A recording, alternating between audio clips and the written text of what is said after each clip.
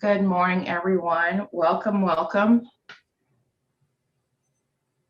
Thank you, everyone, for joining us this morning for the Small Women and Minority Business Certification Information Session. My name is Tasha Sanders. I am the business counselor here at the Women's Business Center. We are also joined by Deborah Giddens, our coordinator, as well as Angela Barber from the Small Business and Supplier Diversity department, as well as Malcolm Cates from the HRT project. HRBT, but that's HRBT close enough. project. Very good. All right. We're just giving everyone a little bit more time to actually come into the room. It's only 10:02, so we'll give it a good, you want to do about a minute or two? Okay, good. So you all will be on mute. I'm going to place a little statement in the chat. I'll probably put it a couple more times. If you can please start out by entering your name, your business name, if you do have a business, your industry, and the city in which you are from into the chat. Also, if you have any questions, please enter them into the chat. We will have question and answer time shortly or towards the end. So again, please enter your name, your business name, your industry, and the city in which you are from into the chat, please.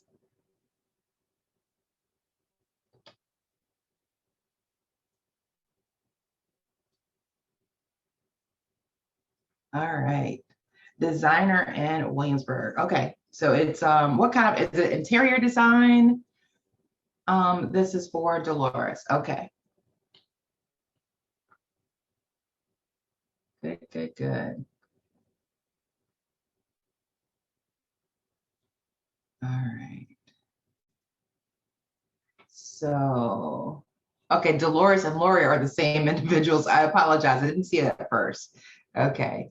We have interior design, video production. I believe it's event consulting or event consultant. Also, IT services. What type of IT services, John?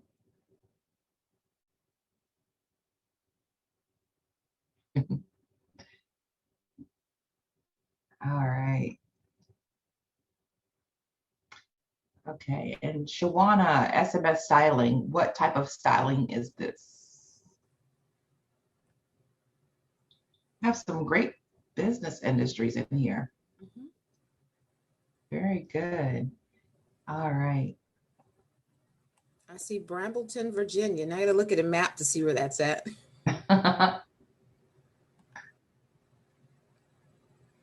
All right. So those of you that have just joined us, I have asked if you can please place your name, your business name, if you are in business, your industry, as well as your city into the chat. And we will get started just in a moment. So about 10:05, you want to get started? Works for me. All right. Okay, personal branding, video wardrobe, personal styling. Life, financial, and business coach. Very good. All right. Deborah will be joining us a little bit later. So let's see. All right. So right now the time is currently 10:05. I appreciate each and every one of you for coming out to be with us this morning. And I would first like to start out with Mr. Malcolm Cates from the HRBT project. Please correct me in the name, I apologize. All right, and we'll go ahead and give the floor to Malcolm. Thank you so much, and you said the name beautifully, so I appreciate that, and thank you for having me here today representing a huge construction project happening in the region. And thank you, Angela, as always, for your partnership. And shout out to Carla Perkins here, who I work very closely with on this project as well, in terms of making sure that we include a lot of small businesses in what we're doing. So I've actually prepared a quick presentation that I'd like to share if it will work, and I think it will. Can everybody see that? Okay, fantastic. Well, thanks again, everybody, for being here. You know, it says a lot about your interest in your business and adding value to it through SWaM certification, which is fantastic, particularly for projects like ours. And I'm going to tell you a little bit more about our project and how SWaM certified firms fit into everything that we're doing here on the HRBT expansion project. And so if we haven't been in touch with each other before today, I hope that we can continue the conversation after today. So I'll be sure to include my contact information for anybody who's interested in potentially getting involved in this project. And I know we have a lot of content to cover today, so I'll go through this somewhat quickly, but I will stick around to answer any questions and to hopefully be introduced to anybody who's interested in being introduced throughout the session today. So thank you again for having us and for being here. My name is Malcolm Cates. I'm the Civil Rights Compliance Manager for the HRBT expansion project. I work with the prime contractor on the project, Hampton Roads Connector Partners, who I'll tell you a little bit about, give you an update as to where we are with the project in terms of its whole life cycle and how you may be able to participate in something like this. So this is a good example of real world application of how SWaM certification can add value to your business. So for those of you who aren't familiar with the HRBT expansion project, this is the largest construction project to ever happen in Virginia, and it's happening right here in Hampton Roads. Our company, Hampton Roads Connector Partners, which is a joint venture of some construction companies, won the project back in April of 2019. And for the first year and a half, we were primarily going through what we call the design phase. So, you know, determining how we were going to build this big project. And since September of 2020, we have been, we started construction, as you can see here. And I'll tell you a little bit more about what's going to go into all of the construction. But this is a photograph of the South Island of the project, which is where most of our construction activity is currently taking place. And we expect construction activity to pick up quite a bit towards the end of this year. And then the majority of construction will take place from 2022 through 2025. And I know we have a lot of diverse businesses here today in terms of what you do and what you offer. And I can tell you that we generally look at all opportunities as small business opportunities on this project, whether it's construction related or not. So I'll talk a little bit more about that in just a moment. So this project is expected to go through 2025, and it's primarily being funded by the Hampton Roads Transportation Accountability Commission, or HRTAC.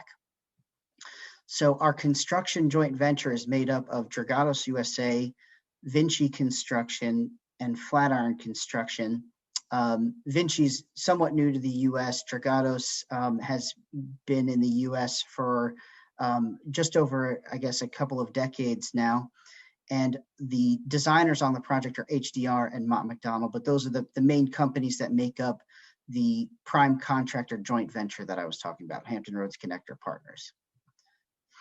So some of the work involved in getting the project done is going to include expanding the highway lanes leading up to the HRBT.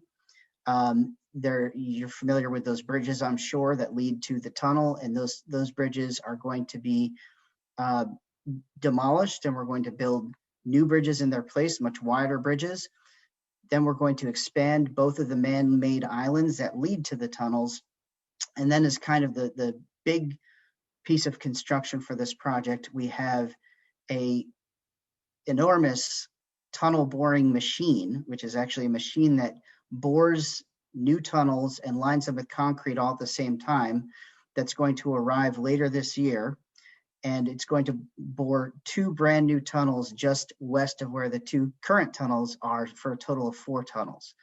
So at the end of the day, what this means to you all, aside from potential opportunities to participate while we build it, is that it's going to make traveling to and from Norfolk and Hampton much easier. You know, all of the traffic that you associate, the congestion that you associate with HRBT should be resolved by the time we're done with this, and it will make, you know, traveling to and from a fraction in terms of time what it currently is and make it much easier for everybody.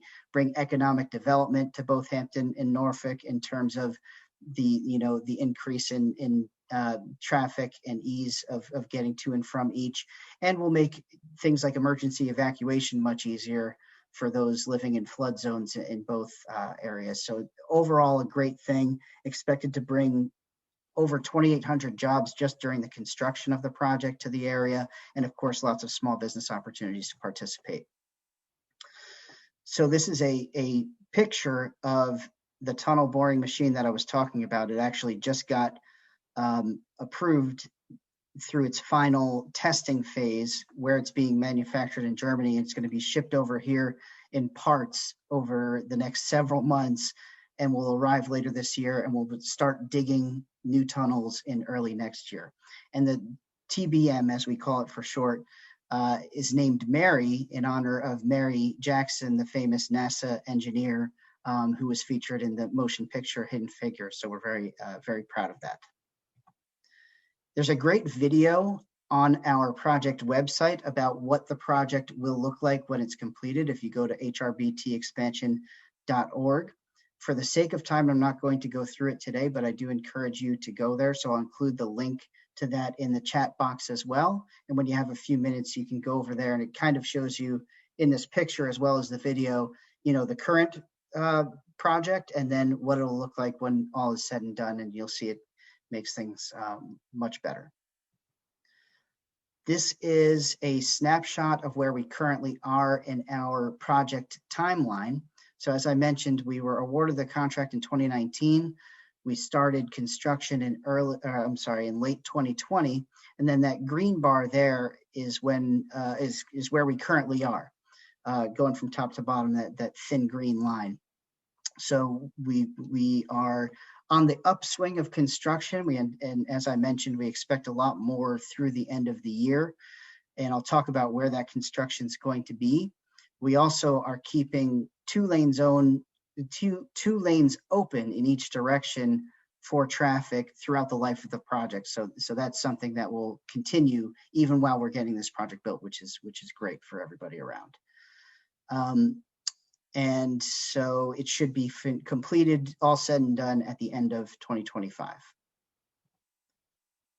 So at Hampton Roads Connector Partners, we have a philosophy, a program, and policies in place that really emphasize how we look at small business opportunities, career opportunities, and on-the-job training opportunities. And we refer to that program as community first. And what that means is, regardless of the type of opportunity, what we truly seek to do in all circumstances is, whether it's candidates for employment or small business owners, we really look for robust minority and women-owned business participation and minority and women candidate participation in everything that we're doing. And we're seeing a lot of great results because of that approach that we implemented very early in the project. And we're going to continue that approach through the life of the project. So hopefully that means we can get some of you involved as well. And so these are some of the goals that we have in terms of small business participation and workforce participation. We have a 12% disadvantaged business enterprise, or DBE, goal, and a 20% small women and minority business goal, or SWaM, goal. Today we're here for the SWaM piece of it, and I'm sure you're going to hear a lot more about it today. And for those of you who aren't as familiar, the DBE certification is a federal or nationwide certification, so each state has that. And then each state tends to have its own small business certification program. In Virginia, that's SWaM. So we have a big goal around the SWaM participation, and we have a long way to go. So hopefully we can get you involved in that. We also have goals for our workforce. We want to have at least a 27.1% minority workforce and 6.9% women participation in our workforce. And we're currently doing well in both of those categories. With the start of construction, we also kicked off our on-the-job training program, which is great for obviously you all, or at least the majority of you, are business owners, but for anybody who's looking to break into this industry through a career and doesn't necessarily have the experience to do it, we can help them gain the skills to start a lucrative career in construction and get paid while they do it. So they can learn while they earn and then take their skills that they've acquired for other projects like this, whether it's in Virginia or somewhere else. So lots of goals associated with what we're doing and lots of progress that we're making. And we strive to really set the standard for how you can be successful in these types of things for projects like this around the country. And so to do that, we work in a number of different areas. We work very closely with our procurement team. We do a lot of outreach, whether it means producing our own events or participating in great ones like the one we're here today with you all, and do a lot of training with our staff. And, I mentioned in terms of needing a diverse workforce, we make that part of our policy. We have a policy that prioritizes the hiring and promotion of minority and women candidates, a lot of documentation and reporting. And I mentioned we like to go above and beyond and set the standard for how projects can be successful in these areas. And so we're documenting and memorializing all of that so that the state can utilize those lessons learned and best practices in the future. So as of today, just to demonstrate how well we've been doing in terms of small business participation, we already have, and this is, in just over 2 years, 227 executed DBE and SWaM agreements, so local, small business agreements, for over 318.2 million in contracts awarded. And just to put things in perspective, 318 million is larger than most construction projects in and of themselves. And that's what we've been able to award in just 2 years. And so while we continue this approach, I think you're going to see that number go up quite a bit, but we're off to a very strong start and obviously a lot of opportunity for small businesses to be involved in that. Currently, our workforce participation is 54% minority and 12% women. So we're doing almost double in terms of both categories in terms of our participation. And with our on-the-job training just kicking off, and as of yesterday, actually, we have 2 graduates, 6 enrollees, and more candidates in process. So that's off to a strong start as well. So in terms of some of the upcoming work that we anticipate, and there can be small business participation in any of these areas, and I'm going to talk a little bit more about, the audience today in terms of specifics and how you might be able to be involved. But if you zoom back out and think of the project overall, I mentioned there's going to be roadway expansion, there's going to be bridge demolition, bridge construction and rehabilitation. And we're going to have 2 lanes of traffic going in each direction while we're doing all of that. So that's really where we anticipate the majority of our work taking place, and the majority of our opportunities is related to that type of work. So roadway expansion, which includes embankment construction, fencing, slope protection. This is all in the next 6 months to a year, I would say. Bridge construction in terms of rehabilitation, concrete repair, deck pouring, the bridge parapet rail in terms of both supplying and installing bridge rail, lots of materials and supplies that we're going to need, whether it's ice or personal protective equipment or any of the hundreds of things that we're going to need to keep running our operations with hundreds and hundreds of employees. And for all of those things, we look for small business participation. If we are in contact with firms that have said, hey, listen, I'm a bottled water producer. Deborah gave me the idea, so thank you for that, Deborah. If a small business says, hey, listen, we supply bottled water, if you have an opportunity, let us know. Then when we need bottled water, they're going to be the first people we call to obtain pricing. You still have to be competitive. You still have to be capable in terms of what you do. We look at your experience, your capability, and your price. And then where the certification comes in is as a competitive differentiator. So, if you're competing against a non-SWaM firm and you're fairly priced, you can even be slightly overpriced frankly, compared to the other one. It's within reason. And you're capable of providing what we need, then 9 times out of 10, we're going to do business with you over somebody who's not SWaM certified. So whether it's laundry services or event planning services or whatever it is you provide, if we determine we have a need for that, we want to know that you're out there so that we can connect with you. And even if we haven't had a firm reach out to us in those categories, we still do everything we can to reach out to the DB and SWaM community. But it's great to connect with firms that we know are interested in case something comes up quickly. A lot of our opportunities we can't anticipate. It's oh, hey, we're digging this thing tomorrow. We need 10 shovels. How quickly can you get them for me? And so the first thing we do in those circumstances, when it's a very quick turnaround, is to turn to our list of DB and SWaM firms that we're already in touch with, that we know are interested, that we know can do it, to see if they can provide that quickly for us, as much as we'd like to have more lead time. The point is we want DB and SWaM firms included everywhere we can. We also have quite a few career opportunities currently available. There's a link to the website to explore those, and I'll post that in the chat as well. So I'm going to be posting a lot of stuff in the chat. I hope you all are okay with that. And then you can also see our on-the-job training opportunities through that link as well. And it's updated regularly, so you can check it out anytime to see what we're currently hiring for. But we're already in need of a lot of different positions, and that list is going to grow quite a bit. So if you know of anybody looking for employment, we'd be happy to talk with them. And so in terms of our outreach, we're doing a lot of reoccurring outreach with a lot of our community partners, much like SBSD. In fact, they're at the top of the list there. We work very closely with Virginia's Small Business Opportunity and Workforce Development Center, or BOUD Center, cities of Norfolk and Hampton, and many, many more. So visit our website, the hrbtexpansion.org, to see what we are up to. And once you're in contact with us, we will also send you communications regarding any events that we are participating in.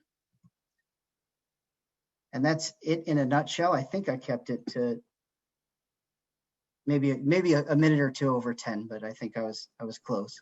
You're good. Great Right. information. Awesome. Thank you very much. Thank you. Thank you, Malcolm. We really appreciate that that presentation. It's a lot of information there. And I sent a message to Tasha, but I'm pretty sure Malcolm does not mind sharing the presentation. So that way, those individuals who called in and don't have access to the chat or couldn't see, that they can send that out. The Women's Business Center can send it out as a follow-up as well. So great. That is awesome. So as you can see, guys, there's opportunities there, and we're going to talk about SWaM certification and how that all ties in. So with that, thank you, Malcolm. Thank you, Malcolm. That was really great.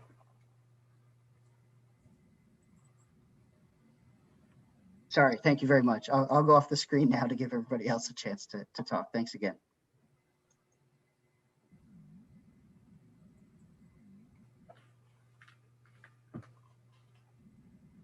All right, and next we'll have Ms. Angela Barber with the Small Business and Supplier Diversity. Great, thank you. Again, thanks for everyone for being here, and special thanks to the Women's Business Center. I've been partnering with them for quite a while, so it's always a pleasure to be able to do the presentations. Prior to COVID, we were in person, and so now we're here. We're still doing this virtual, and we're still partnering, so that's great. I'm the business service manager for the Hampton Roads and the Eastern Shore region for the Virginia Department of Small Business and Supplier Diversity. And I see quite a few names here that I've seen before and may have worked with. But what I'm going to do is I'm going to switch gears, and I'm going to start sharing my screen so we can talk about SWaM certification. So give me one moment here. And I'm going to share my screen.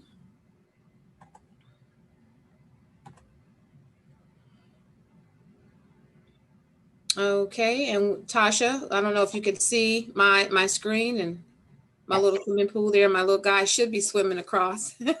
Yeah. So great. So if everybody can hear me well. So this morning we're going to talk about the Virginia SWaM certification program.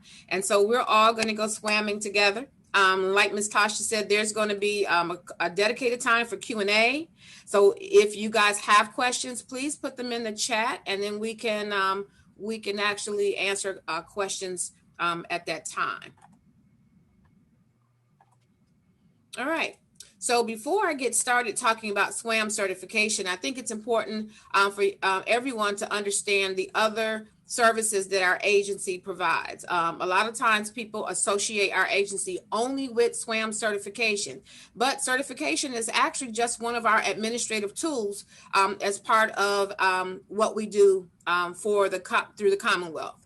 So we have our advocacy division, which is legislation, policy, and facilitation of the small business initiative in the Commonwealth of Virginia. So we advocate for the small businesses. We have our executive team that actually every January, they go before the General Assembly to lobby for, those programs for our small business community. We also have our business development and outreach division. That's my division. We support economic development through workshops and trainings like this. We provide access to resources. We have great resource partners. The Women's Business Center is definitely one of those, and near and dear to my heart. But we can't do this by ourselves. So it takes collective, organizations and partnership with the resource partners.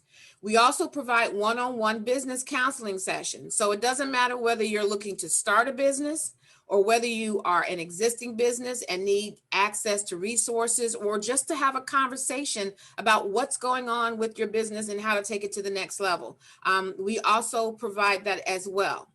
Prior to COVID, we did several small business conferences throughout the year across the state of Virginia, and hopefully we will be able to get back to seeing everyone in person. We are also buyer advocates. So we actually work with state buyers and local procurement buyers to do outreach events to connect those vendors with the buyers for the goods and services that these agencies need to procure. And we also provide the technical assistance for the SWaM certification as well. We also provide access to capital. We have our Virginia Small Business Financing Authority, the VSBFA. This is our in-house lending division that is specifically designed to help small businesses or provide loan products to small businesses based on the criteria, as well as other programs. They have a select set of loan products. One even includes a child care financing loan program. And so if anybody is in the audience and they have a licensed child daycare or know someone that does, please make sure you reach out to me and I'll put you in touch with with that person. And then last but not least, our certification program to provide opportunities for small women, minority-owned businesses, which we call SWaM, and the disadvantaged business enterprise, which you heard Malcolm talk about earlier, the DBE. A lot of times I get asked, well, how much does all of this cost? And there's never a fee for any of the services that we provide. These services are at no cost to our small business community.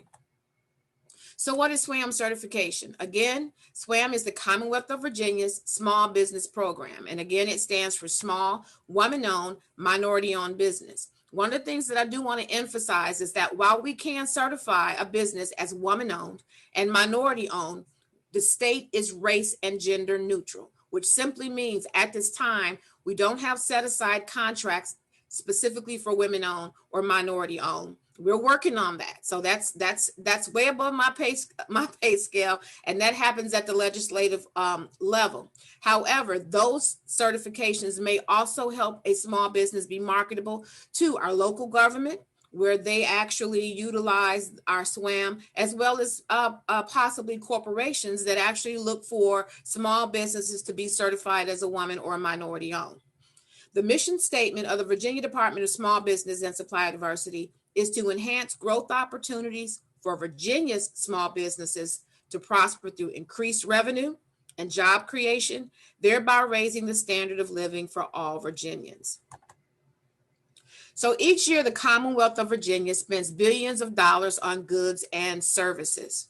SWaM certification is one of the most powerful business tools that you can use to grow your sales among state agencies, public colleges and universities, local municipalities. For instance, Norfolk, Hampton, Virginia Beach, and other cities, they use SWaM certification as a vetting tool to measure their internal procurement process. And as mentioned before, private sector firms that utilize the SWaM database to meet their SWaM goals, such as the Hampton Roads Bridge Connector Partners. 99% of the businesses pre-COVID in the Commonwealth are small businesses. Therefore, they are eligible to apply for certification within the SWaM initiative. And one point that I do want to make is that in order to apply for SWaM, the business must be a for-profit business that meets the eligibility requirement. So if you are a nonprofit, there's one nonprofit that does qualify, and we will discuss that when we talk about certifications, but you must be a for-profit business that meets the eligibility requirements in order to apply. So here's where we're going to talk about our SWaM designations. These are our certifications and designations under the SWaM umbrella. And for all of our certifications, the business owners applying must be U.S. citizens or legal residents. So in the Commonwealth, a small business is defined as having at least 51% ownership. So owned and controlled by one or more individuals together with its affiliates, and I'll explain that in a sec, meaning they have to have less than 250 employees or have an average annual gross receipt of less than 10 million averaged over the previous 3 years. So it's an or factor here. Less than 250 employees or less than 10 million in revenue. The term together with its affiliates simply means that we also have to count the number of employees and the gross receipts for any other businesses that you have more than a 10% interest in. So that is the criteria. So while you might have several small businesses, if the number of employees or the amount of the gross receipts exceeds the criteria, you are not considered a small business. You are a business owner with a lot of small businesses. So that does make a difference. Woman-owned business, at least 51% owned and controlled, owned, operating, and managing the business. So owned and controlled by one or more women who are, again, U.S. citizens or legal residents, which means that the daily operations and management are controlled by the 51% or more women ownership. So that's not a business that's just woman-owned in name. We look at the ability to be able to manage and control the business, the experience, what did they bring to the table that gave them the control of the business. So it could be education, experience, personal finances invested into the business. So that is what determines the woman-owned business criteria. Again, minority-owned business, same thing, 51% owned and controlled by one or more minorities. Then the disadvantaged business enterprise, the DBE. This is a federal certification that is facilitated by our office in conjunction with projects that are funded by the U.S. Department of Transportation and other federal programs. These projects include heavy construction, such as building and designing roads, bridges and tunnels, roads, ports, and airports. And then again, the Hampton Roads Bridge Connector Project is a great example of how the DBE is used as well. The micro business designation. So in order to check the box and be certified as a micro business, first you have to meet the criteria for small, but you must have fewer than 25 employees together with your affiliates, and not or here, and have annual gross receipts of 3 million or less averaged over the previous 3 years. I will tell you that 90% of the businesses that I work with on a daily basis are fit the micro designation. They have fewer than 25 employees and they have gross receipts less than 3 million.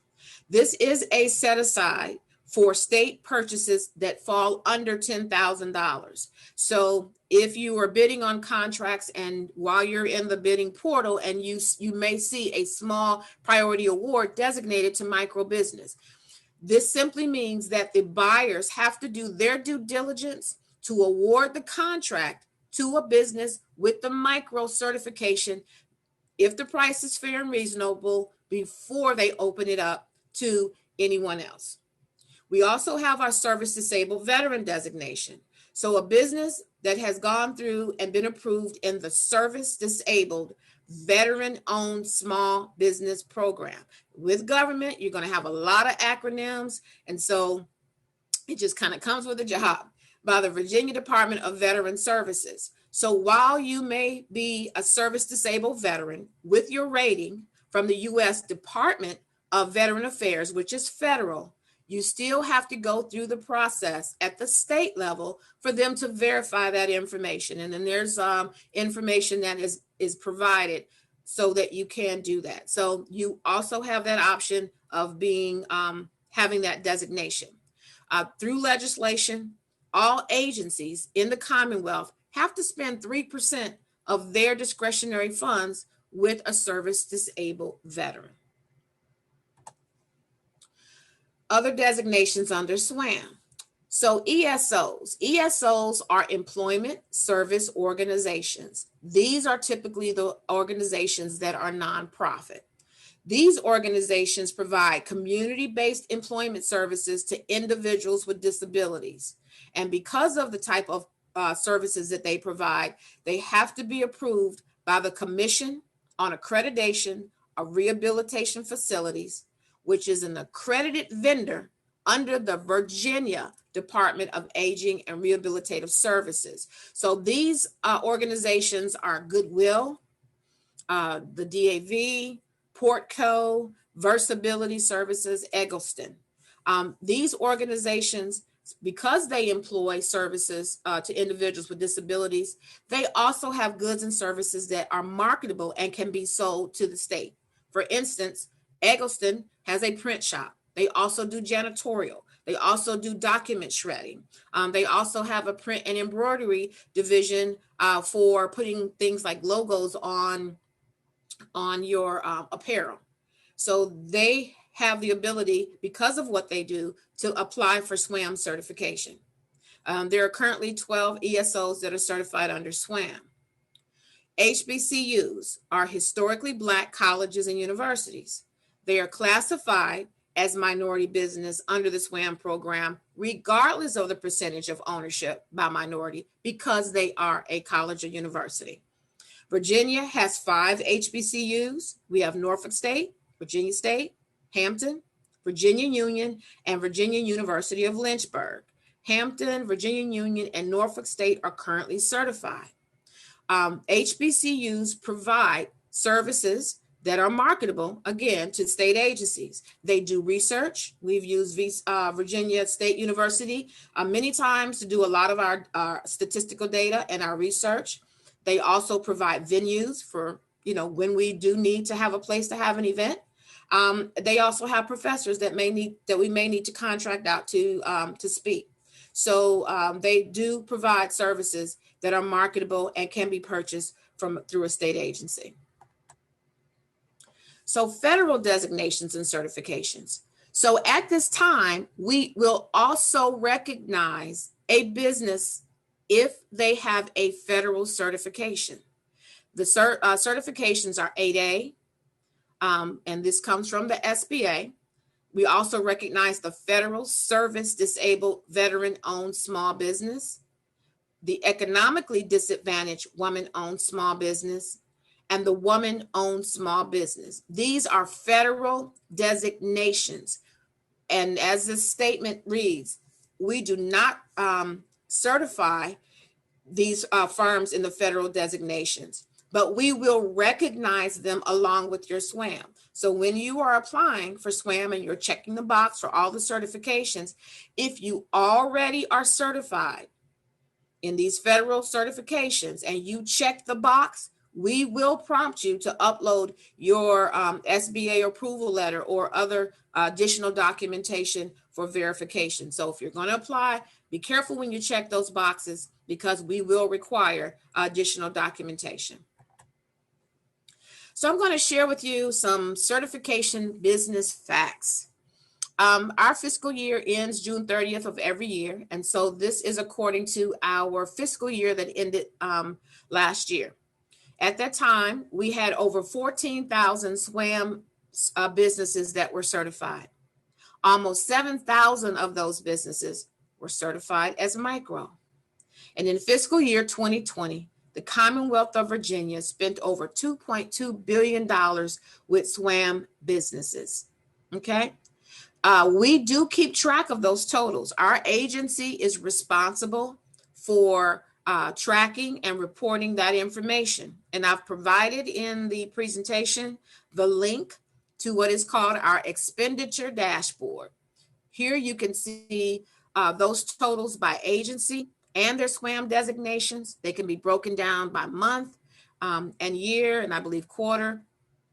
And the data is there. You don't need to have a login. It is total public access. Anytime you want to see where the money has been spent and broken down by those designations. Our state agency budget goals. Every state agency has a goal to spend 42% of their discretionary, what we call non-essential budget, with SWaM businesses. The construction goal, however, is 50%, and this was changed in 2019. So there are opportunities for your business to sell to state government if what you are selling is marketable. And that's one of the services that we do provide, is that we can work with you to determine if the services and the products and goods that you are selling have been purchased from the Commonwealth. And in some cases, it might be local government. So we do advocate for the local government for procurement as well. So on July 1st of 2017, we launched our new certification application portal. Prior to the portal, the certification process was done manually, which meant you had to download the application, sign it, make a copy of all of your supporting documents, put them in an envelope, and mail them to Richmond. And then the Richmond staff was responsible for going through every sheet of paper and scanning it into a system. Now with the application portal, that's all done through an automated process. So that will allow a business to apply as new or even recertify for SWaM with the Commonwealth. And so I'm going to go through a series of screenshots. What you see here on the screen is actually the very first page for the certification portal. You can find the link to the portal in a couple of places on our website. The easiest place to go would be on our homepage, www.sbsd.virginia.gov. And Virginia is always spelled out. If you scroll down middle ways the page, you will see a section that says what's hot. And to the far left, you'll see a link that says certification application portal. When you click the link, you will see this page. If you've never been in our system, never started an application in a new system, you will have to create a login and a password in order to access the application. So you will click on the link that says register. And the next page, you will enter your full name, create a username. It can be your business email address if you'd like. Create a password, confirm it, enter your email again. And the email you enter will be the email that's always associated with your SWaM certification. You'll hit the register button. Once you do that, you should immediately receive a notification from SBSD for you to go in and confirm your account.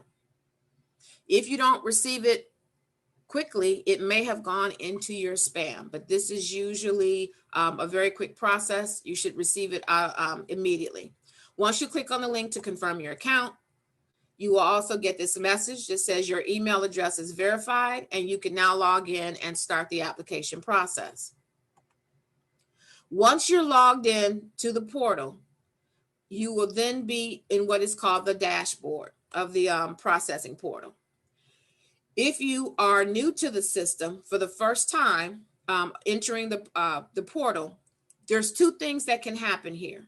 You can either link up to a previous application that you either started and didn't finish, or if you're recertifying, you'll need to link to your previous application. And if you're creating an application for the first time, you will also create that new application here. Every time you log into the portal, you will always come to the dashboard. And once you create applications, you will see them sitting here in what we call the queue or the tray. Okay, you will see your applications here. When you click on the icon to link or start a new application, the very first thing we're going to ask you for is your EIN or your tax ID number. Everything we do is tied to your EIN number. It is how you are identified in the system.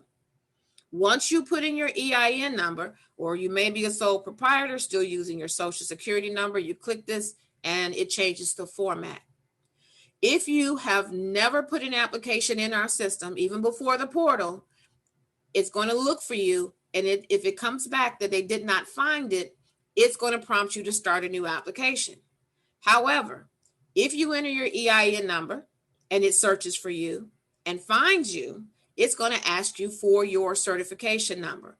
The minute that you start an application, whether you complete the process or not, your EIN number is in our system and it automatically generates a SWaM certification number, even if you started it 5 years ago. So if you apply for SWaM and you are one of those that may have started an application and it's asking you for your certification number, feel free to email me and I will give you the certification number. Once you have either started a new application or you're linking up to your previous application, you will be brought into the actual application. For those that are recertifying, there is actually a second step.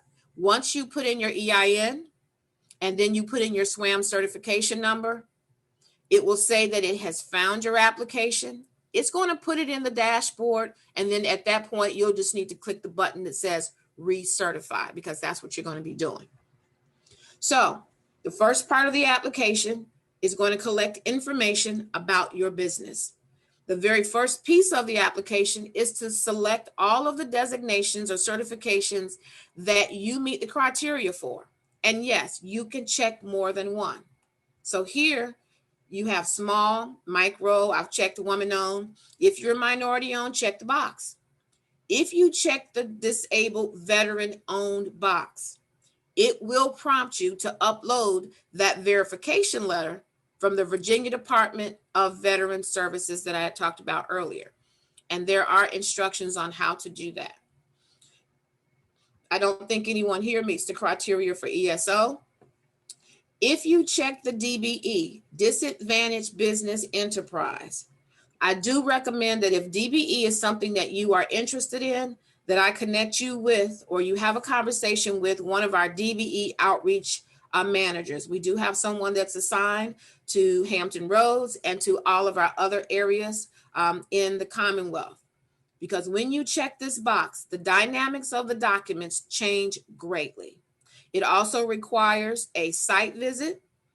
And it's best to have a conversation with the DBE outreach manager to make sure that you, one, meet the criteria, and two, that DBE can benefit your business.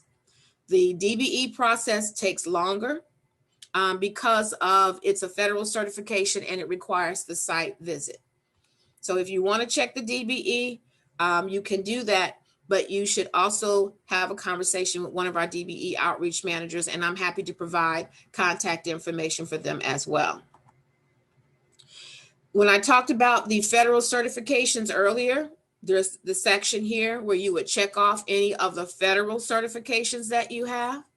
And again, SBSD recognizes them, but we do not certify in these areas, okay? How do you describe your business? What is your entity? How are you set up? Are you an LLC? Are you a corporation, sole proprietor, etc.?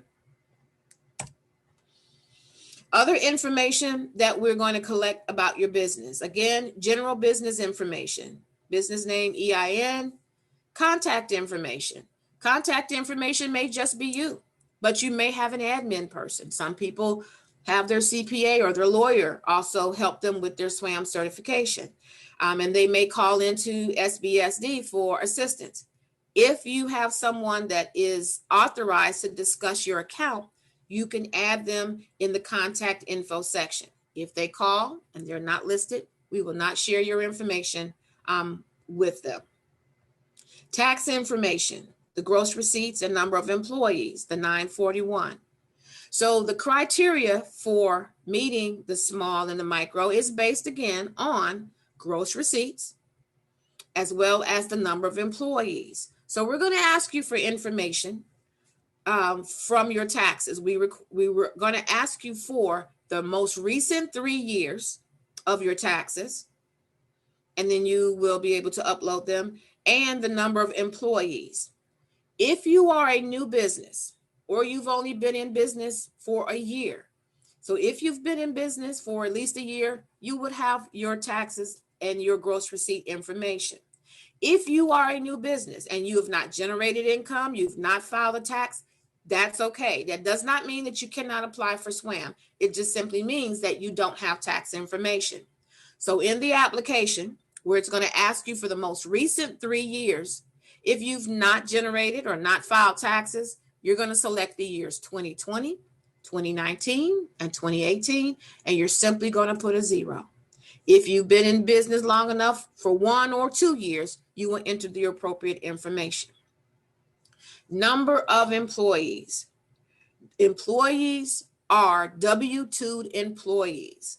Those that receive a paycheck from your business, you have a W-2 filed with them, and you file a 941 quarterly.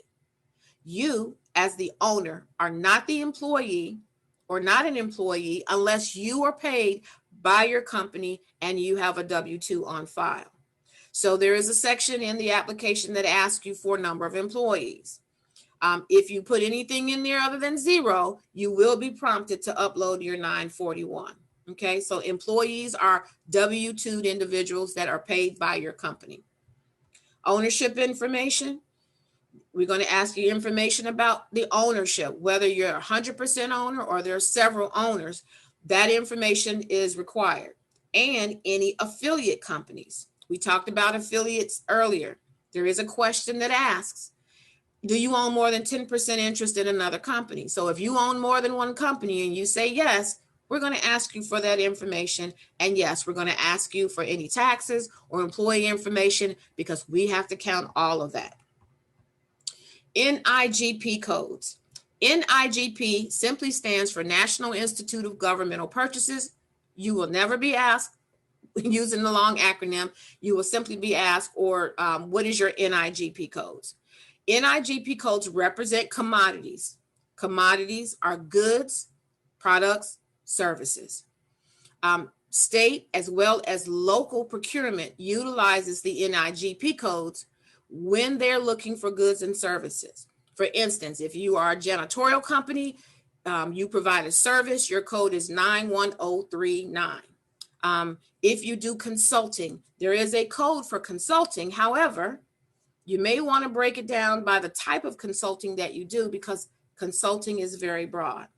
Within the SWaM application, there is a link that takes you out to EVA, and we'll talk about EVA, so that you can look up your NIGP codes. If you have difficulty with that, you can, we also provide assistance with helping you to define or refine your NIGP codes. So this is where we move into the second part of the application. Once you've completed the first part, which is providing all of the information about your business, choosing your business category, putting in your NIGP codes, the second part is uploading all of the required documents. Now, I sent to everyone, hopefully received the supporting documents list. That's a general baseline for the documents that we are asking for. However, the documents also are dictated by how you respond to some of those questions within the application. When you get to the second phase of the application, this is the page that you should see. And this is where you would upload all of those documents. So what I'm going to do is, at this point, before we get into the review of the required documents, Ms. Tasha and Ms. Deborah, we can open the floor for any questions that are out there, or if anybody has any questions about the information I've already provided. Yes, I had two questions. I believe you've already answered one. The individual had been in business since August and had not had any clients, but do not have a tax return. Okay. And I do believe you answered that question in regards to that. And if you want to restate what you had mentioned in the presentation. Okay, so yes, so new businesses can also apply. Some of the myths are you have to have been in business for a certain amount of years to be able to apply for SWaM. That is not true. As a new business, you could have started your business yesterday and apply for SWaM today, as long as you meet the other criteria. But yes, if he just started his business in August of last year, he may not have, well, August of last year, you could still file a tax return, even if you started your business in August of last year. But if you did not generate any income and did not file a tax return, you would just simply put 0 where it's asking for the gross receipts. So they can still apply for certification. Okay, very good. The next question is, does a company have to be incorporated in Virginia to obtain the certification? Okay, that's a later slide, but I'm going to answer that question here. So we have what is called reciprocity with all but 12 states. If you are headquartered in another state that we have reciprocity with, as long as you have the certification from that state first, you can apply for certification in the state of Virginia.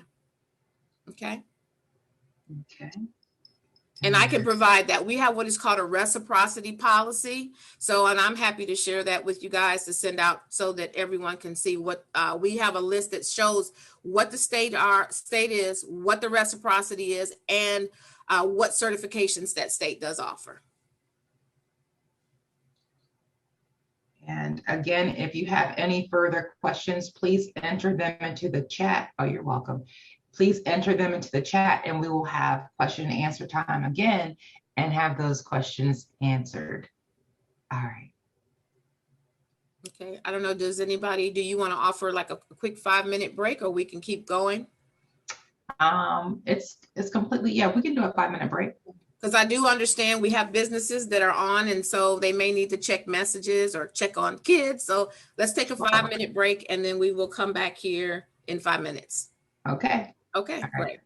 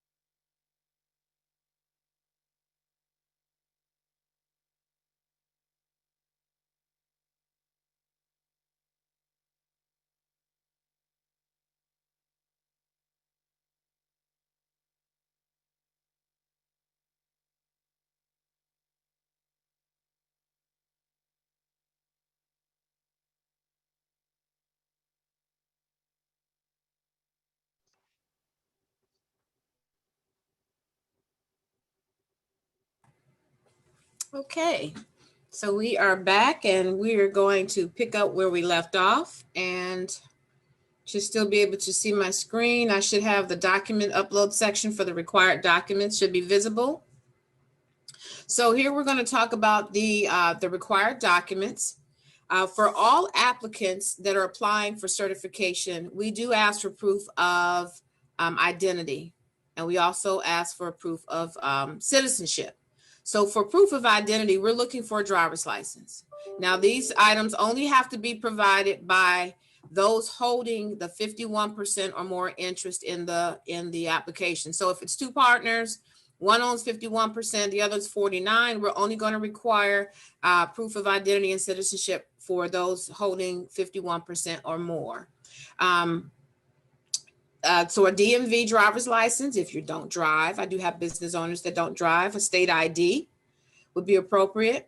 We do not ask or require social security cards. I've had several people upload their social security cards. They've also uploaded their military IDs. That is not what we require, but we do have people that upload that. But they're not sufficient for proof of ID. For citizenship, must be either a passport, please make sure that it is current, a birth certificate, permanent resident card, or certificate of naturalization.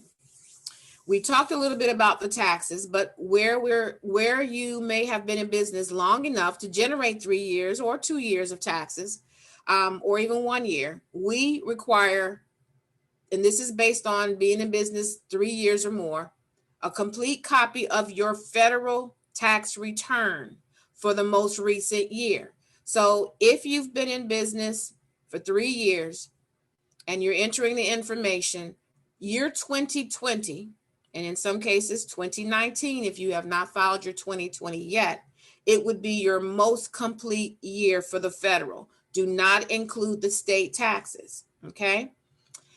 If you have been in business the 2 previous years, the complete tax return is not required. If you file a 1040 with a Schedule C for the 2 previous years, we're only asking you for the first page of your 1040 and both pages of the Schedule C. If you are a corporation or you are an LLC filing as an S Corp, your most complete 1120 federal tax return, and for the 2 previous years, it's just the first page, okay? So only the complete tax return is required for the most recent year. The first page of your 941, the only way you would need to upload a 941 is if you put that you had employees. Now remember, employees are W-2'd. They are not 1099ers. They are not subcontractors. They are employees that you pay a paycheck to, that you have a W-2 filed. And if that's the case, you should be filing a 941 quarterly. There is an appropriate space for each quarter, and we're only asking for the first page. Number 4, documented proof of contributions used to acquire ownership in the business. So what we are looking for is, what did you spend out of your pocket to start your business? If your business is greater than 5 years old, it's simply going to be a statement saying, I started my business in 2005. I paid for legal fees to get my business established. I purchased a truck. I bought equipment and supplies. I rented a building, estimated value for what I spent on my business, date and sign it. If your business is less than 5 years old, we're looking for receipts. You pay, if you're an LLC or a corporation and you register with the State Corporation Commission, there's a receipt for that. Your business license, there's a receipt for that. You may have purchased equipment or supplies.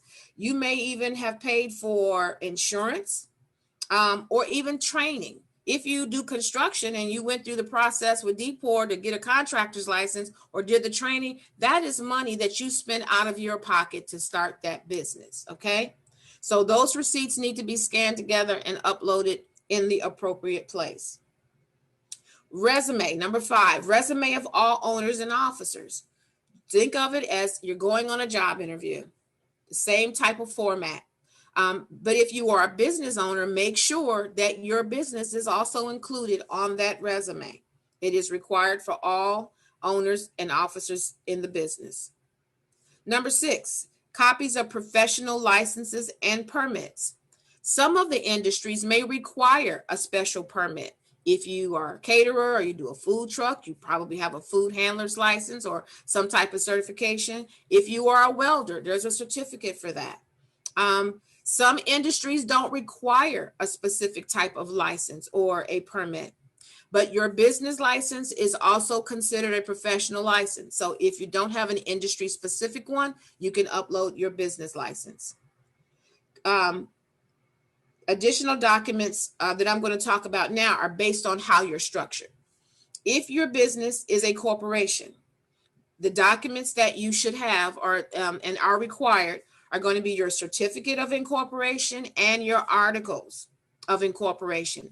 When you register with the State Corporation Commission or the SEC, whether you do it on your own or you hire a lawyer to do it, or you go through LegalZoom to do it, you should have those documents.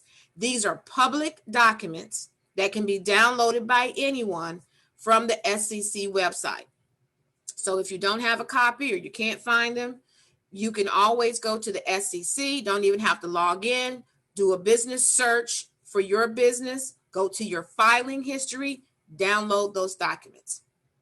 You should also have corporate bylaws. Your bylaws are going to dictate and determine who has control and who has voting rights. Okay, that's very important. Your minutes from your most recent stockholder and board meeting. So you should be having, if you're a corporation, even if you are the only owner, you should be having a board meeting, even if it's with yourself. And I know that sounds funny, but you should be having a board meeting to discuss what's going on with your business, what's going to happen with your business. Okay. I've been asked the question, well, how often should I have a board meeting? Well, it depends. If it's just you, you may do that once a year. If you have, a board of a few people, you may want to do that every quarter. So that is depending upon what's best for your business. Both sides of your stock certificates. When you become a corporation, you acquire what is called stock or number of shares in your business. If you're the only owner, you have 100% of those shares. If you have several owners, it is divided out by whatever the percentage of ownership is. That is also public information and can also be found on the SEC's website. If you don't have a copy of a stock certificate, you can Google stock certificate template. You can create one and you can sign it, but it should be signed and dated the date you became a corporation. A stock ledger. A stock ledger simply records the information from your stock certificates, and it keeps track anytime shares are transferred or the amount of shares have changed. So a stock ledger, same thing, no bells or whistles, but there's templates out there for a simple stock ledger.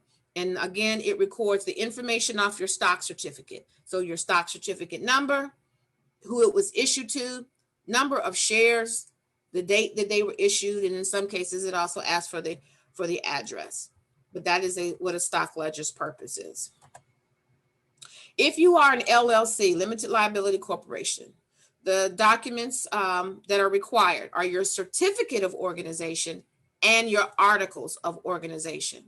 Again, these documents can be found on the SEC's website under any business's filing history, operating agreement, and any amendments.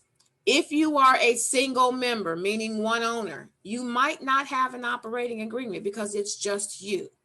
However, if you have multi-members or multi-owners under an LLC, you should have an operating agreement.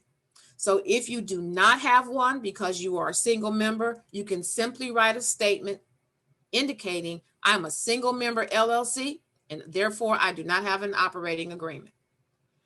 If you don't have an operating agreement in place and you have more than one owner, again, there are several templates out there for creating an operating agreement. Please make sure that you read it thoroughly and make the changes according to your business. Okay, I've seen a lot of boilerplates and people don't take the time to read it, and there's information in there that's not even relative to their business. And I've also included a link to the SEC website with instructions on how to go about getting a copy of your documents from the SEC. If you're a sole proprietor, we're going to ask you for your business license, and we're going to ask you for a certificate of assumed or fictitious name if you are doing business or trading under any other name other than your legal business name. Within the SWaM application, there is a section at the very beginning under general information that asks you for your legal business name. The line underneath it says trade name if different. So unless you are trading as or doing business under a different name, do not put anything on that line because it will prompt you to upload your certificate of assumed or fictitious name. If you are a franchise, and yes, we can certify franchises. Franchises are larger companies, but the franchisees are individual business owners with their own unique tax ID numbers. We're going to ask you for all of the other information that's relevant to you, but we're also going to ask you for that franchise agreement. And it doesn't matter whether it's 1 page or 100 pages, it has to be uploaded. We don't get a lot of partnerships, but if you're a partnership, you should have a partnership agreement. And if you are that new business that has not filed taxes, we're going to ask you for your proof of EIN. It's the letter that you received from the IRS when you were assigned your tax ID number. Also included information for the service disabled veteran designation. It's a 1-page application that has to be completed along with, sent in along with your rating letter that you received. And the state of Virginia will verify that information. They will send you a letter from the Department of Veteran Services saying that you are good to go. And that is the letter that you're going to upload with your SWaM documents when you check that box. Okay, I am going to move into the next slide. So does anybody have any questions? I always like to ask that after the required document section. Yes, there is a question, and the question is, my business is 10 years old, but was a DBA under another corporation. In March of this year, it was split off of that corporation, and now it's its own entity. How would that apply to her? And let me see if I can get her to. Yeah, let me go to the chat. Okay. Megan, Mm-hmm. can you answer? I'm sorry. Yeah, I can see her question. Okay. Okay, so she was doing business under another corporation. So when you say you were doing business under the other corporation, were you the owner of that corporation, or were you a subcontractor under that corporation? I was 50% owner. It was my husband and I. We have several laundries in the area, and we're going through a divorce. And so in March, we split off mine from the entire corporation. Okay, so you started a business. You started your own business, but it's still the same industry, the same company, correct?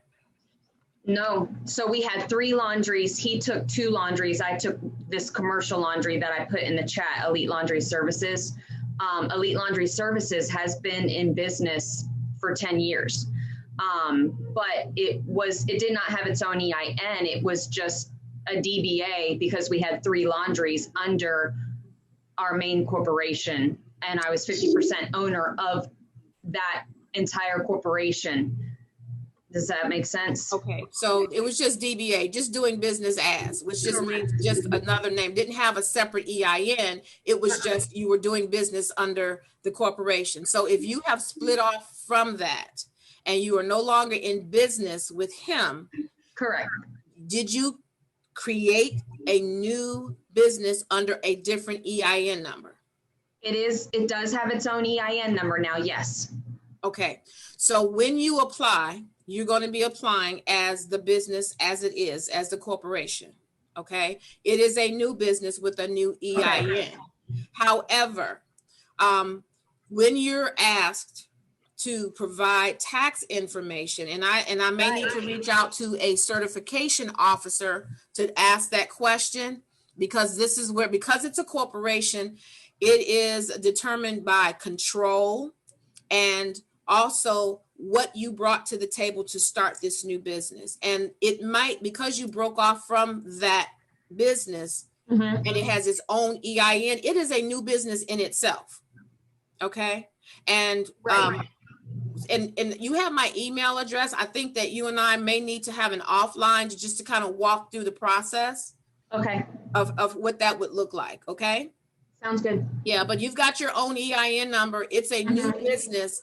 And since it's a new business under its own EIN, it may be okay. It's not like you took the business over with the same EIN, and then it's going to, then it would ask for the taxes related to that and anything else that was related under that EIN. So please email me and we can definitely have that conversation. Okay.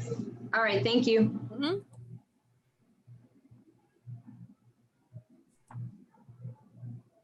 Any more questions, Ms. Tasha? What do you see there? There was one I think you had addressed earlier, but the person was traveling in regards to submitting the copy of the tax returns, and you would enter a 0. But do you see the question? Let's see, let me back up a little bit. I see the one about I'm an LLC and the sole owner. Let me go back. That's the one. Oh, that's the one. Okay.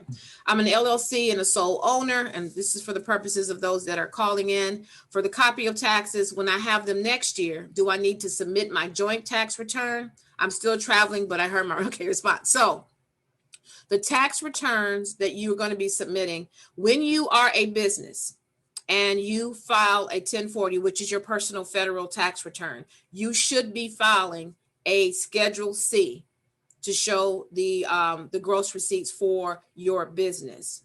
So it depends. You're asking for when I have them next year, do I need to submit my joint tax return? So yes, you will be submitting your 1040 tax return and the Schedule C for the business. So we do ask for the most recent year. So it's your entire federal return. Okay, so they will be looking at your entire federal return, but specifically the Schedule C and any other schedules that you do have. All right, and then there's one more question that just came in. Is once submitted, meaning your application, how long does the process take to become certified? Okay, great. And I'll address that as well. Once you submit your application, it takes about 60 business days, which equates to 90 calendar days to go through the entire process to be certified. And it depends, and 60 days business days is pretty good, considering other states can take 90 business days to 6 months to process their applications. The state of Virginia, while, some people say, well, 90 business days, 3 months is 60 business days, 3 months is a long time compared to other states. It's a much faster process.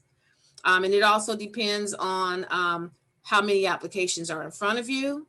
While you might be a sole proprietor with maybe 5 documents, the certification officer may be reviewing a company in front of you that's a corporation, been in business 15 years and has 3 years of taxes. So, but it generally takes about 60 business days to process.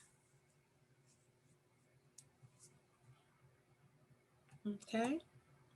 Any more? Okay. Continue to add questions to the chat, and I'll go ahead and continue with the remainder of the presentation. So just to review the application process, you're going to be registering in the processing portal, completing the online application. Once you create your application, you are immediately assigned a certification or a tracking number. And this is issued right at the start of the application. That is your certification number for the life of your certification. You're also going to be required to upload those required documents.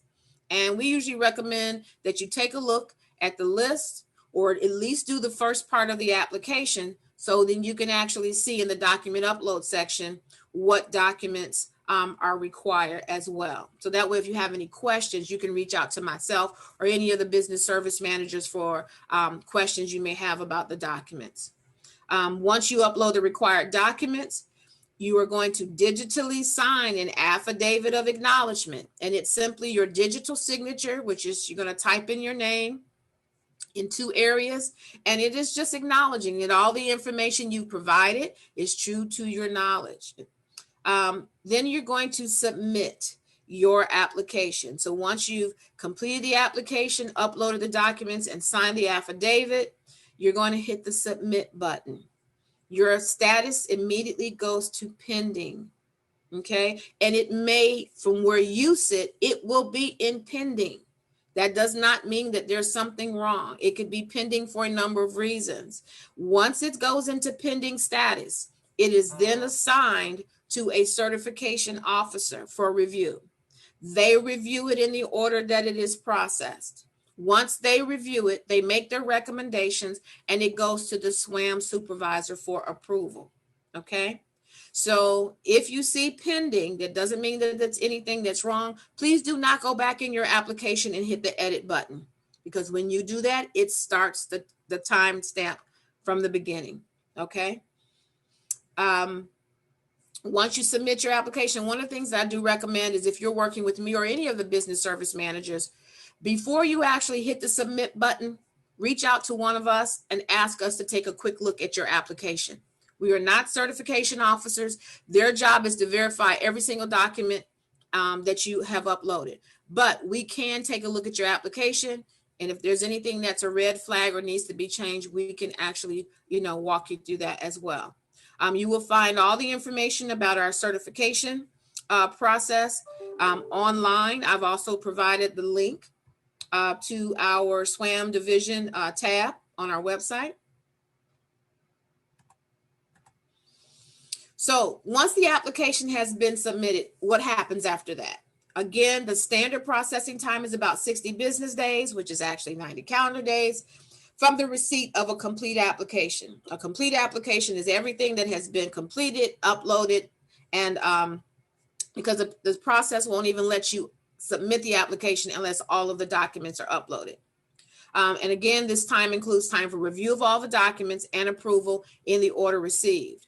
Prior to our portal, almost 40% of the applications that came in through our agency were either incomplete or required additional documentation. So within the portal, there are, check marks to make sure that you have not missed uploading your documents. And it will let you know if something is not correct.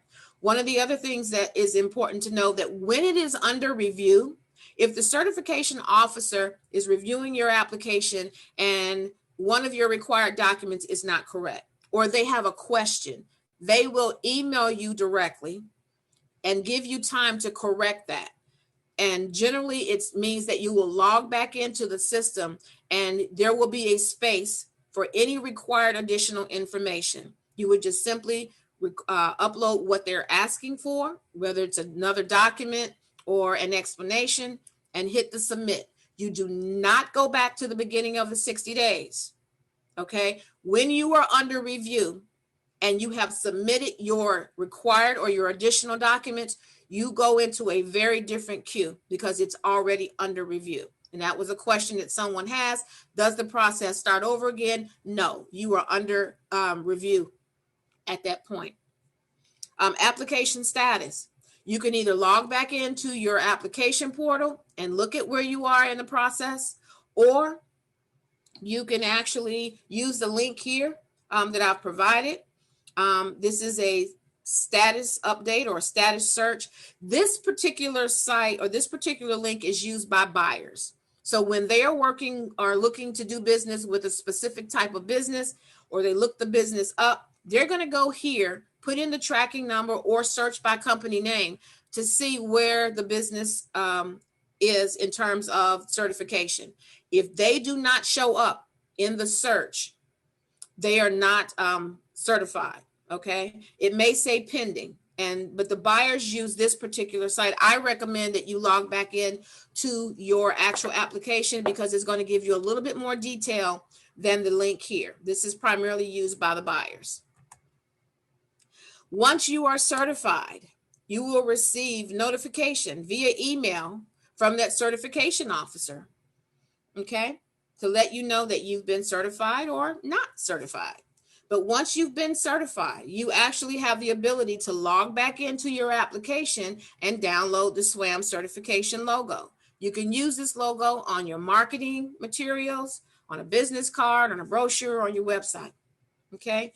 You also will be able to download a copy of your SWaM certificate, which will have the name of your business, your certification number, all of the certifications that you've applied for, including the federal ones, if you had any, and we are recognizing them.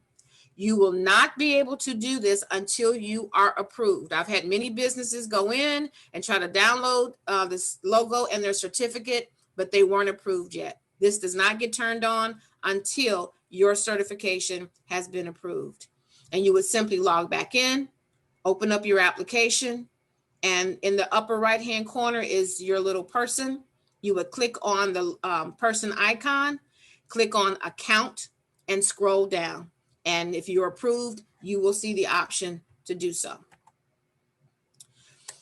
Also, when you become SWaM certified, you will be included in the directory, the SWaM and DBE directory, which is also found on our website. And I've provided a link to the directory. This is a screenshot of what the directory looks like. It allows you to be able to search by your NIGP codes, what city, business category, even certification types. NAICS codes are federal codes representing industry. State and local use NIGP for commodities and goods. NAICS codes are included if the company is DBE certified because it's a federal certification. NAICS codes represent industry. They do not represent commodities.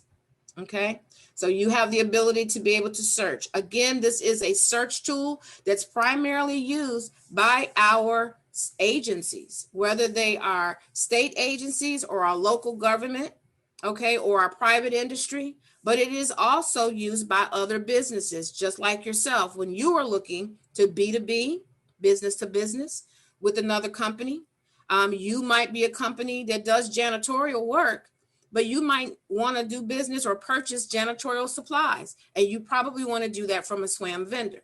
This is where you would actually use the directory. So it's not just here for our buyers, it is also here for you as well. You can find this on our website. You are only included in the directory if your certification is current. So what else is going on with SWaM? Prior to 2017, certification was every 3 years. It is now every 5 years. So you recertify every 5 years from the date that you were approved. You will be notified via email as far out as 120 days, and the system will continue to send it to you at 90, 60, and 30 days. Given that it takes about 60 business days to process, you may want to start the first time that you get the notification. And we didn't used to allow you to do it this soon, but if you get the notification, you can start as early as 120 days with your recertification process.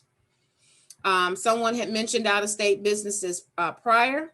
And again, to apply for certification in the state of Virginia under SWaM, if the business is headquartered outside the state of Virginia and you are in a state we have reciprocity with, you must have the equivalent certification in that state. So for instance, if your business is in North Carolina or Georgia, which we do have reciprocity with, and you want to apply for SWaM in Virginia, you have to have whatever certification is provided in those states before applying here, because what will happen is you will be providing information that shows that your company is in another state.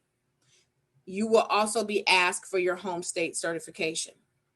States that we do not have reciprocity with are because they have very restrictive certification process or procurement process. Example, Washington, D.C. does not allow businesses outside Washington, D.C. to sell to their government. So we say they don't play, fair in the sandbox. We don't have reciprocity with them. And on that sheet, on the list that I gave you guys with the required documents, I do believe those 12 states are listed there. But again, I will send out the reciprocity policy so you guys can have a copy of that as well. Certification application assistance can be provided several ways. Through our customer service team. Our office is actually in Richmond. Our home office is in Richmond. We have a customer service team, and I've provided the phone number. If you need specific technical help, they will probably reroute you or refer you to one of the business service managers in your area. Prior to COVID, all of us traveled to provide technical assistance at the business, at their commercial locations. And we also set up hands-on training at our partner locations. So we were able to help you scan your documents. So unfortunately, we can't do that right now. But because of COVID, and we have learned some workarounds to be able to help even those that are not technology savvy be able to get their documents uploaded and get their applications submitted. So we can help you with all of these things. Getting into the portal, completing your application or recertifying, walking you through a process or several processes to get your document scanned, helping you with your NIGP codes, but we are also buyer advocates. We work with the buyers to help connect them to businesses like you when they're looking to purchase goods and services. I've also listed here the service areas. Again, I'm Hampton Roads, Eastern Shore, parts of the peninsula, and all of Greensville County. And we have 4 other individuals just like me that cover different areas of Virginia. And I've also included that along with the attachments that were sent to you. It's a list of the business service managers with a pretty good detail of what areas they cover. So once you've gone through the process and you're certified or you're waiting on your certification to go through, what should you be doing? Okay. SWaM certification provides the opportunity to do business again with state of Virginia, colleges and universities, local governments, if what you're selling is being bought. EVA, which is Virginia's online portal for procurement, is the tool that you use to access those contracting opportunities. I'm not going to get into the whole, in all the weeds for EVA, but I think it's important to at least introduce you guys to it because there are workshops for EVA. But I think it's important for you guys to know that this is also a part of the SWaM certification. Okay, so while you are waiting for that certification to be processed, you can actually register to become a vendor in EVA. You will create a profile for your business. You're going to put in all those NIGP codes that are relevant to what it is that you are selling. Okay, and that gives you an opportunity to see what opportunities there are out there. Okay, EVA is managed by the Virginia Department of General Services, and it is a web-based registration and purchasing system that allows state agencies, colleges, and many local governments to post their solicitations. So this is where you would bid on those contracts, okay? If you're matched up by your NIGP code. You can register as a vendor on EVA. I've provided the website address. It's really easy for those that are calling in, www.eva.virginia, spell it out, .gov. It does not require SWaM certification to register as a vendor. You can go right now and register your business as a vendor in EVA. Okay. This is a screenshot of their homepage. You do not have to have a login to access any of the information here. It is total public access to all of the information. I highly recommend that you click on the link that says I sell to Virginia because that's what you want to do. You want to be able to sell to Virginia. And while this portal was put in place for state agencies to solicit their what they want to purchase, there are a lot of local governments that also utilize EVA. City of Portsmouth, City of Hampton, City of Norfolk. There's going to be some localities that do not post their bids here. City of Virginia Beach is one of them. However, the City of Virginia Beach tracks their procurement and they utilize the SWaM certification to do that. Within the EVA portal, you have access again to over 245 agencies, colleges and universities, over 900 local governments and county bodies use EVA. There are over 11,000 users in EVA. There's over 100,000 businesses that are registered as vendors in EVA. There's over 700,000 purchase orders that are issued annually. So EVA is a marketplace for your business. When you are registered here as a vendor, you're not only marketing yourself to state agencies, but to everyone else that's listed here as well. Okay, and there are some great features within EVA, but that is for another day and another workshop. I just wanted to just kind of give you guys some basic information. They have a great customer care team that can help you get registered. There's also free tutoring and training guides, how-to guides on their website. Some of the key spend reports that I can help you with are determining who's buying what you sell, because that's what you want to know. Who is buying the products, the services that I'm selling? And how do I connect to those buyers? What do I have to do that? We also partner with the Department of General Services to do the workshops. So we do an intro to selling to the Commonwealth, which is EVA Basics. And then the EVA Advanced, how to generate leads.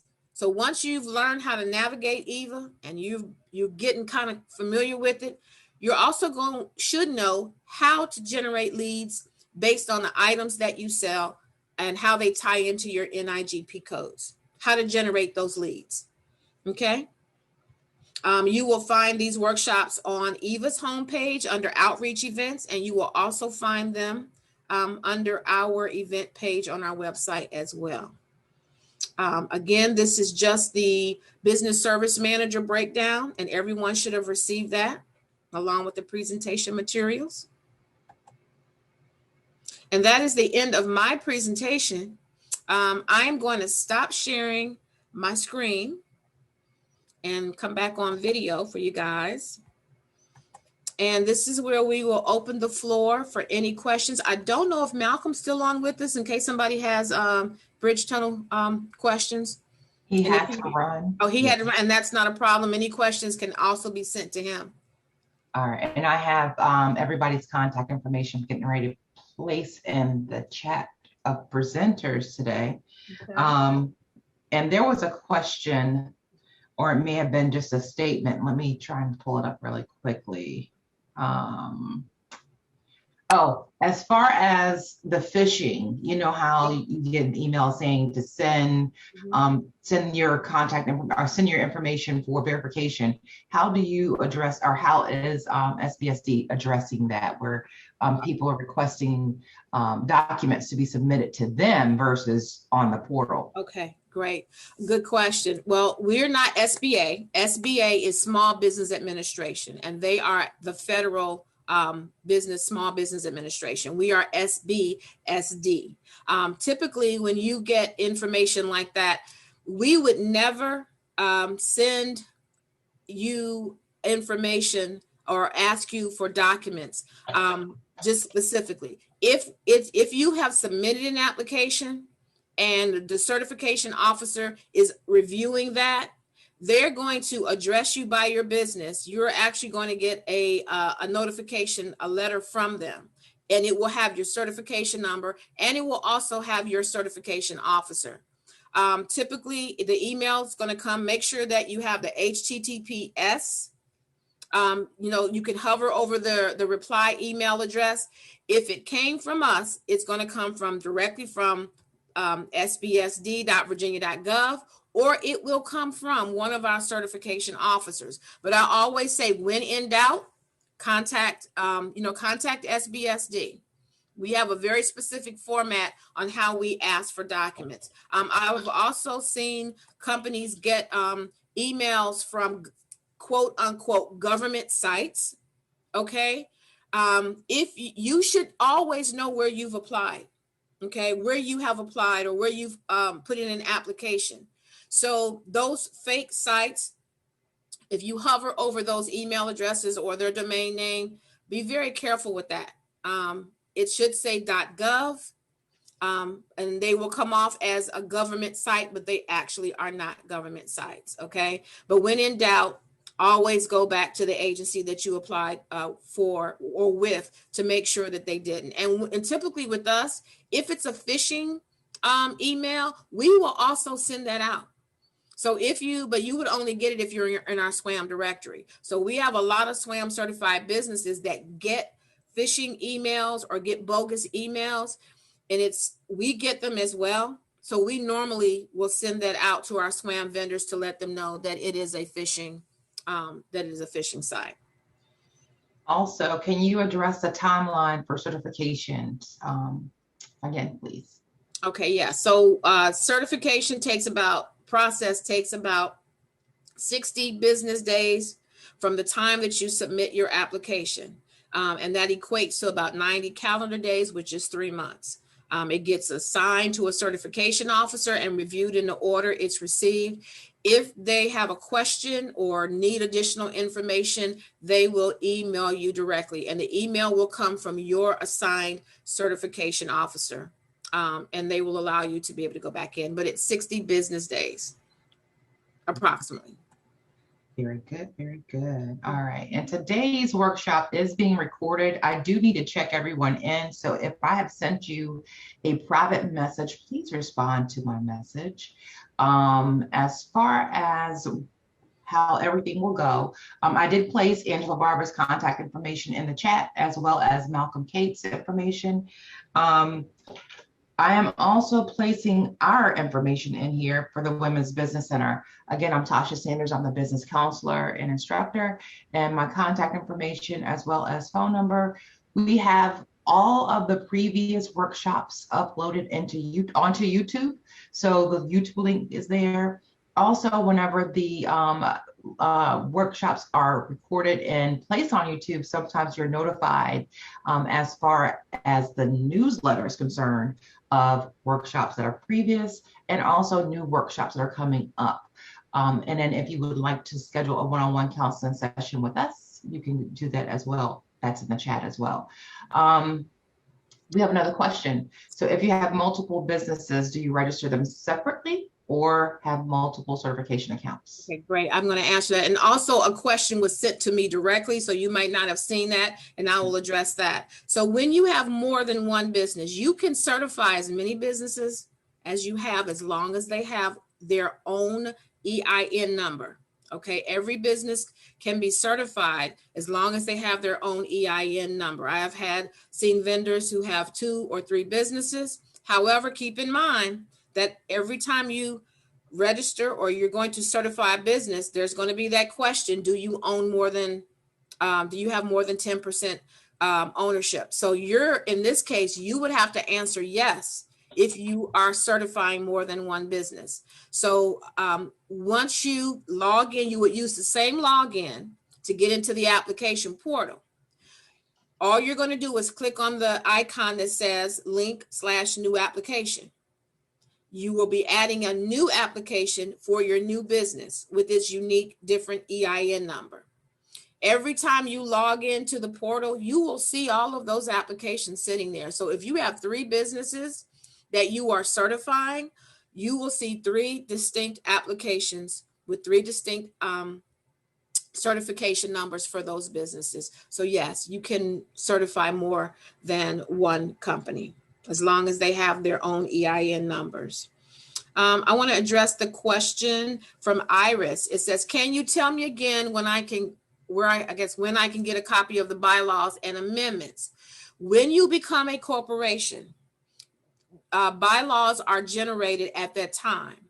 So and I highly recommend that if you're going to be a corporation, please have a legal representative do that, because there are several steps in creating your paperwork for a corporation. It is a lot more detailed. So if you are not working with a legal representative, that is my recommendation. The corporate bylaws are going to spell out who has control, who the officers are, who has voting rights. So you really should, I mean, if you're working with LegalZoom, they typically do that. I don't recommend LegalZoom because I've seen a lot of mistakes. You can work with your local SBDC. I think the Women's Business Center can also provide some information on that. But when you're looking to become a corporation, that is the only time you will need corporate bylaws. I do recommend working or at least counseling with someone that's in business law to do that. Okay. And your corporate bylaws are not public documents, so those cannot be downloaded from the SEC. It is only your certificate of organization and your articles of organization when you are a corporation. Those are the public documents. Okay. Good. This is good. Also, if you have not received a copy of the PowerPoint presentation that Angela has sent out prior to, please let me know. We need to make sure that everyone is registered for the workshop so that you can get the materials that has been given in the presentation. And as long as Malcolm, I think he's going to be sending me his information or his slides. And I'll reach back out to him as well. Okay, great. Does anyone have any questions? I'll go ahead and allow you to just raise your hand first, and then so that we're not all speaking at the same time, and I can open the floor so that you can speak. So you can either hit the reaction button to raise your hand, or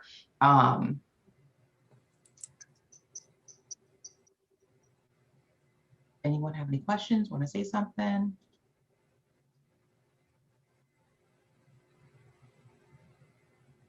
And I did see Iris did respond. She said a lawyer did it for her, so she'll reach out because it was a long time ago. And if you're not able to contact your lawyer, or if they don't have a copy, bylaws, you can Google Virginia bylaws, okay? And there is a template for Virginia bylaws, but read through it thoroughly, make those changes. And then if at all possible, then have a legal representative look at them. I normally try and put the links in the in the chat, but I did place the links as well that you talked about today. Okay, great. In the chat too. So, all right, everyone.